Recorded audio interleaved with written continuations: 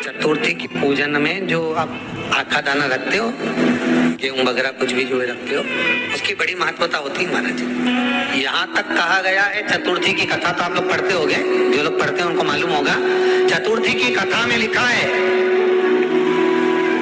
चौथ माता के व्रत में वर्णन किया गया है कि वो आखा दाना जो रखा जाता है, मान लो कोई जरूरी काम होता है तभी आखा दाना को रखा जाता है, संभाल के रखते हैं कि हम इस काम के लिए जा रहे हैं और हमारा ये कार्य सफल होना चाहिए। तो जिसने चतुर्थी का व्रत करा है, जिसने चंद्रदेव का पूजन करा, चतुर्थी का व्रत करा, वो गणेश जी से विनती करके वहां से 2-4 आखा दाना उठा ले, और जो व्यक्ति का काम अटक रहा है अपने ही घर का, पर दूसरे कुल को नहीं देना, अपने कुल के अंतर्गत जो काम अटक रहा है उसकी जेब में, उसके पल्लू में उस चीज को रख दिया जाए। तो चतुर्थी जो अगली आती है, जैसे आप महीने की करते हो तो महीने की, और आप जैसे करते हो कि 4 अलग बड़ी बड़ी चतुर्थी करते हो, तो उसके अनुसार आपका कार्य सिद्ध होता ही है। उस आखे दाने का इतना महत्व होता है क्योंकि चतुर्थी का व्रत करने वाली माता जब व्रत करती है तो स्वयं चतुर्थी की कथा में लिखा हुआ है कि पार्वती जी गणेश जी से चतुर्थी की कथा बचवाती है। तो चतुर्थी की कथा जब होती है तो उसको स्वयं गणेश जी बच रहे। तो व्रत कौन सुन रही है? माता पार्वती। और आपने जो आखा दाना लिया वो गणेश जी के भाव से लिया, गणेश जी से निवेदन करके, विनय करके, प्रार्थना करके उसको प्राप्त किया।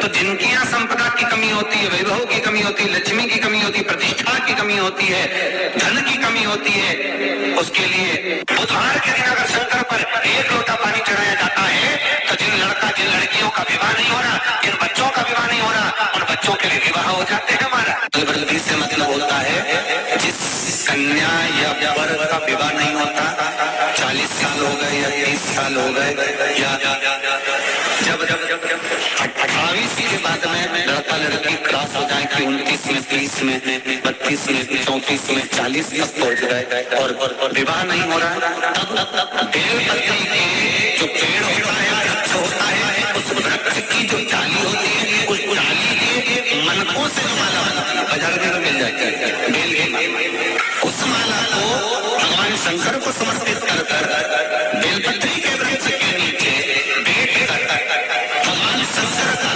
पंचाक्षर मंत्र का जाप करना। कौन सा मंत्र है? पंचाक्षर मंत्र कल बताया था, नमः शिवाय। अगर रसोई घर से भोजन में तुलसी डलकर अगर ठाकुर जी के सामने वो थाली रखी तो ये पक्का है वो थाली ठाकुर जी नहीं जीमेंगे, क्योंकि उसमें तुलसी रखी हुई आई। हाँ, जब ठाकुर जी के सामने थाली रखा गई और तुमने थाली रखने के बाद में मंदिर के सामने बैठ के फिर तुलसी डाली तो ठाकुर जी उसको स्वीकार कर लेते हैं। क्यों? क्योंकि 33 करोड़ देवी देवता एक जगह पर विराजमान है। जब हम थाली रखते हैं प्रथम देव उस भाग को ग्रहण कर ले। जब तक तुलसी डालते हैं प्रथम देव अपनी दृष्टि हटा लेते हैं। समय होता है, एक टाइम होता है, एक पल होता है, एक घड़ी होती है कि गणेश जी महाराज हमारे घर में आ गए। गणेश जी की सबसे पहली जो आरती हो, उस आरती के समय पर अगर धूप बत्ती जलाई जाए या गोबरी को जलाकर उसमें गूगल छोड़ी जाए और गूगल छोड़ने के बाद गणेश जी का नाम ध्रुम वर्ण कह दिया जाए तो गणेश जी को तुम्हारे घर की पूजा स्वीकार करना पड़ती है। बस वो समय हम जानते हैं। हम तो बस उतना जानते हैं कि शिव महापुराण में लिखा और मुद्गल पुराण में लिखा, गणेश पुराण में लिखा, गणेश जी का एक नाम होता है ध्रुम वर्ण। क्या नाम है? ध्रुम वर्ण गणेश जी का एक नाम होता है। जब हम धूप जलाकर और धूप लगाने के बाद में गणेश जी की सबसे पहली आरती करने के पहले अगर हम सबसे पहली आरती गणेश जी की कर रहे हो, अपने घर में स्थापना कर रहे हो, बिठा रहे हो और तुम चाहते हो कि गणेश जी मेरे घर में आके मेरी पूजा को स्वीकार करें और जो मांगू मेरा गणेश मुझे दे 10 दिन के अंदर, तो पहला नाम लेकर पुकार लेना ध्रुम वर्ण विनायक, बैठो, बस काम हो गया। वो फिर होकर आता। सुंदर जोड़ी थी शंकर और पार्वती की, सही है कि गलत है? कभी नहीं झगड़ते थे। इसलिए पृथ्वी पर ना तो लक्ष्मी जी के व्रत हैं, ना ब्रह्मणी के व्रत है, ना इंद्राणी के व्रत है। अगर पूरी पृथ्वी पर सबसे ज्यादा व्रत किसके हैं? माता पार्वती। तीज का व्रत किसका? पार्वती का। चतुर्थी का व्रत किसका? पार्वती का। चौथ का व्रत किसका? पार्वती का। छठ का व्रत किसका? पार्वती का। जितने व्रत है सब माता पार्वती। गणेश जी मैया को प्रसन्न करने के लिए अष्ट रूप में धारण करते हैं। 8 रूप भगवान गणेश जी ने धारण किए।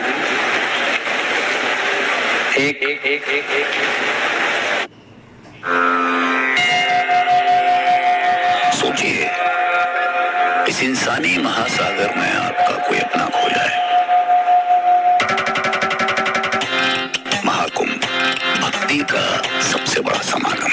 यहाँ भक्ति में खोना आसान है और उससे भी आसान है अपनों को भीड़ में खो देना, क्योंकि आज भी करोड़ों भारतीयों के पास अपना मोबाइल नहीं है और परिवार के किसी सदस्य के नंबर पर निर्भर है।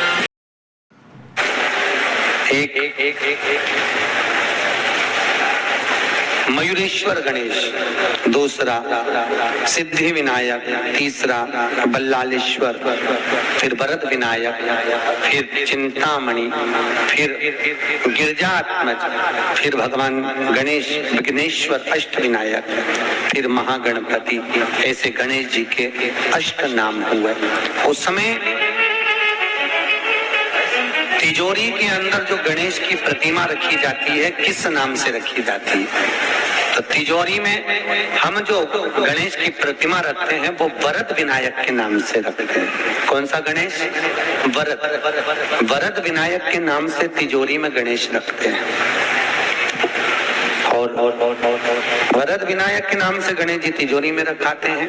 आपको कथा में कहा था, घर में सीधी सूंड का गणेश और व्यापार व्यवसाय ऑफिस में उल्टी सूंड का गणेश होना चाहिए। वरद विनायक को तिजोरी में।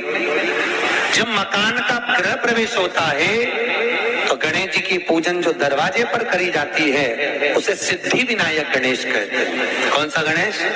सिद्धि विनायक। जब हम घर में शुभ कार्य हो, बंदर बाल लगाएं, कोई दरवाजे पर शुभ लाभ लगाएं या स्वस्तिक बनाएं या माताएं दरवाजे पर रंगोली डाले तो उसी समय पर सिद्धि विनायक के नाम से रंगोली डालना चाहिए। तो घर में लक्ष्मी बढ़ती है, सिद्धता बढ़ती है। याद रखिए, कभी भी गणेश जी को, मिट्टी के गणेश जी लाते हो भादो महीने में, तो विसर्जन करो तो विसर्जन के समय पर 2 बिंदी, एक कंकु की एक हल्दी की, दीवार पर जरूर लगा देना चाहिए। क्यों? क्योंकि गणेश जी हमारे यहाँ आते हैं तो रिद्धि सिद्धि के साथ आते हैं, पर जब गणेश जी जाते हैं अगर हम बिंदी नहीं लगाते हैं तो गणेश जी अपनी रिद्धि सिद्धि को साथ में लेकर चले जाते हैं। पति के साथ पत्नी वापिस चली जाती है। जब हम बिंदी लगाते हैं तो उसका मतलब होता है कि हमारे घर की बहू हमारे घर में रहे, बेटा भले भ्रमण के लिए जाए। तो गणेश जी जाते हैं, रिद्धि सिद्धि घर में रह जाती है। इसलिए रिद्धि